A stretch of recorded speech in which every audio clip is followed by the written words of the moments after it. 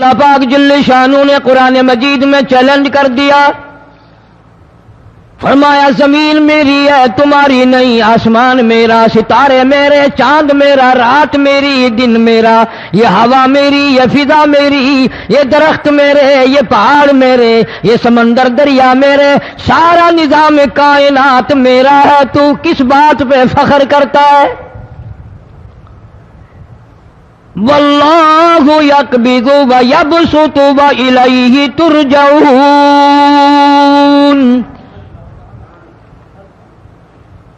روزی کا گھٹانا بڑھانا میرے اختیار میں ہے، موت کا بھیجنا میرے اختیار میں ہے، یہ میری مرضی، مسجد میں موت بھیجوں، گھر میں موت بھیجوں، پانی میں غرق کر کے ماروں، کسی اور عذاب میں ماروں، میری مرضی۔ وَكَمْ أَهْلَكْنَا قَبْلَهُمْ مِنَ الْقُرُونِ، میری زمین پہ فساد نہ مچاؤ، عداوت نہ مچاؤ، بدماشی نہ پھیلاؤ، زناکاری نہ پھیلاؤ، ظلم و زیادتی نہ پھیلاؤ، ورنہ وہ بے نیاز ذات ہوں۔ میں پھر ملکوں افراد کی بات نہیں، خاندان کی بات نہیں، میں تو ملکوں کے نام و نشان مٹا دیا کرتا ہوں۔ فَأَخَذَتْكُمُ الصَّاعِقَةُ وَأَنْتُمْ تَنْظُرُونَ، جبریل امین نے چیخ ماری، قوم کے جگر پھٹ گئے، تمام لوگ ذلیل ہو کر کے مر گئے۔ قرآن کریم کہتا ہے موسیٰ علیہ السلام کی قوم نے عداوت کی، بدماشی کی، زمین پہ روگردانی کی، ان کا انجام دیکھو۔ لوط علیہ السلام کی قوم نے دنیا میں بدماشی پھیلائی، ان کا انجام دیکھو۔ فرشتے آئے، موسیٰ علیہ السلام کی قوم کو کئی طرح سے عذاب دیے گئے۔ لوط علیہ السلام کی قوم پر فرشتے آئے، پہلے لوط علیہ السلام کو کہنے لگے، لوگوں میں بدماشی چھوکروں کے ساتھ پھیلی ہوئی تھی، بڑے خوبصورت جوان لڑکے بن کر آ گئے، نئی عمر کے لڑکے بن کر آ گئے۔ لوط علیہ السلام نے اپنی قوم کو سمجھایا، ان کے ساتھ برائی کا ارادہ نہ کرو، یہ میرے مہمان ہیں۔ دروازے توڑنے لگے، دیواریں گرانے لگے، فرمایا قال فما خطبکم ایھا المرسلون،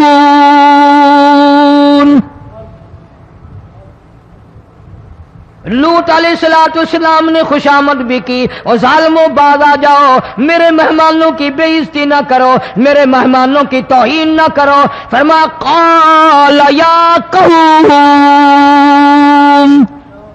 ان هؤلاء بناتی هن اطہر لکم فاتقوا اللہ۔ پیغمبر اپنی امت پہ بڑا رحیم ہوتا ہے، بڑا شفیق ہوتا ہے، بڑا کریم ہوتا ہے، بڑا دیانتدار ہوتا ہے۔ لوط علیہ السلام فرماتے ہیں لوگوں میری بیٹیاں تمہارے گھروں میں ہیں، ان سے اپنی خواہشات پوری کرو، میرے مہمانوں کو تنگ نہ کرو۔ زیادہ تنگ کرنے لگے، لوط علیہ السلام نے رو دیا، فرمانے لگے قال لو ان لی بکم قوۃ او آوی الی رکن شدید، کاش میرے پاس طاقت ہوتی، میرے پاس لاٹھی ہوتی، میرے پاس قوت ہوتی، میں تمہیں مزہ چکھاتا، میرے مہمانوں کی کیوں بے عزتی کرتے ہو؟ فرشتوں نے دیکھ لیا اللہ کا پیغمبر پریشان ہے، ہماری وجہ سے رو رہا ہے، بول اٹھے قالوا انا ارسلنا الی قوم مجرمین۔ لوط علیہ السلام گھبراؤ نہ، ہم آدمی نہیں، ہم لڑکے نہیں، ہم چھوکرے نہیں، ہم تو فرشتے ہیں، انہیں آنے دو ہمارے پاس، اور آپ جلدی جلدی بستی سے نکل جاؤ، اپنے بچوں کو لے کر باہر نکل جاؤ۔ کیا کرو گے؟ فرمایا لنرسل علیہم حجارۃ من طین مسومۃ عند ربک للمسرفین، ہم اس زمین کو کاٹ کر آسمان کی طرف لے جائیں گے، اوپر سے پتھر برسائیں گے، نوکدار پتھر آئیں گے، پتھروں پہ نام لکھے ہوئے آئیں گے، یہ فلانے گنڈے کو لگے، یہ فلانے بدماش کو لگے، جو لڑکوں کے ساتھ بدماشی کرتے ہیں یہ اس کو لگے، یہ اس کو لگے۔ آسمان کے قریب لے جا کر پوری بستی کی زمین کو پلٹ کر زمین پہ پھینک دیا جائے گا۔ کون سا گناہ آج ہم نے چھوڑ رکھا ہے؟ ہر دوسرا تیسرا آدمی شرک کی لعنت میں گرفتار ہے، بیٹے مانگنے کے لیے قبروں پہ مونڈھے پڑے ہیں، جھولیاں پھیلائے کھڑے ہیں، حاجت روائی کے لیے ان کو پکار رہے ہیں۔ اللہ فرماتے ہیں ان تدعوہم لا يسمعوا دعاءکم ولو سمعوا مستجابوا لکم ویوم القیامت یکفرون بشرککم ولا ینبئک مثل خبیر۔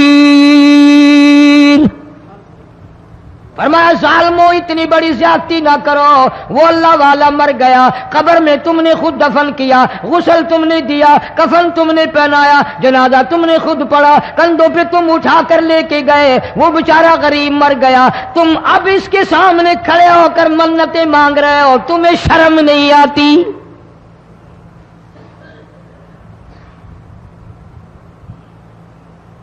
قطمیر کے لفظ آتے ہیں قرآن میں۔ یہ کھجور کی گٹھلی، اس میں جو ایک تیل سی ہوتی ہے، اس کے اندر سے دیکھنا کبھی ایک دھاگا سا نکلتا ہے۔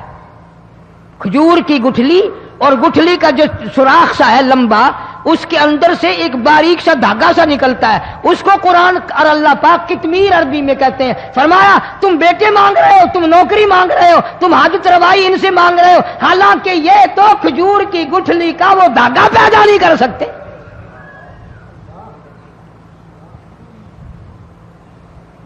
شرک کتنا ہو گیا، بدعت کتنی ہو گئی، ہیرا پھیری، اچھے بھلے حاجی نمازی بھی بعد نہیں آتے۔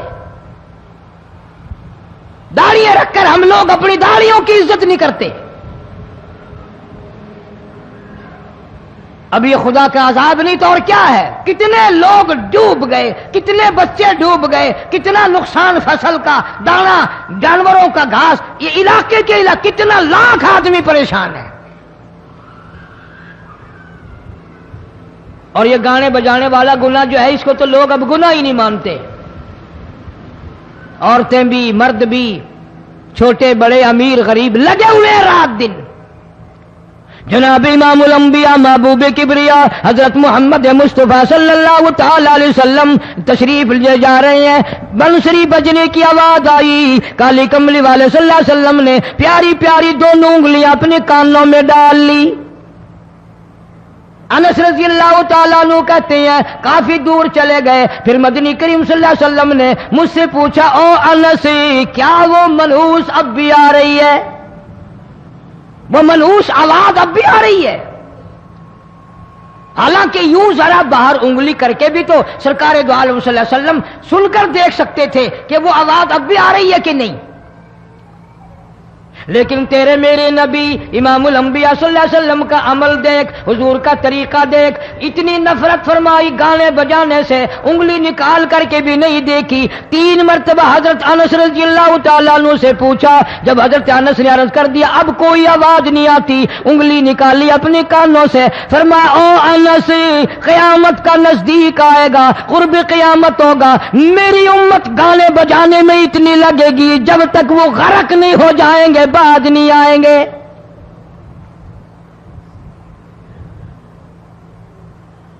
ارشاد فرمایا مدنی کریم صلی اللہ تعالی علیہ وسلم نے ایسے وقت میں پھر حال یہ بنے گا، مرتے وقت کلمہ نصیب نہیں، مرتے وقت قرآن کی تلاوت نصیب نہیں، استغفار توبہ کی توفیق نہیں، ادھر دم نکلے گا، ادھر موت کا جھٹکا لگے گا، ادھر کانوں میں یا منہ میں کنجری کا گانا ہوگا۔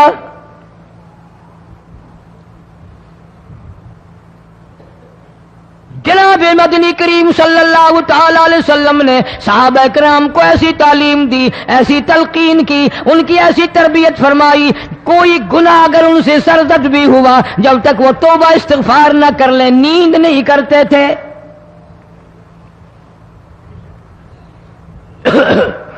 ماعز سلمی رضی اللہ تعالی عنہ صحابی ہے محمد عربی، سب کہہ دو صلی اللہ علیہ وسلم کا،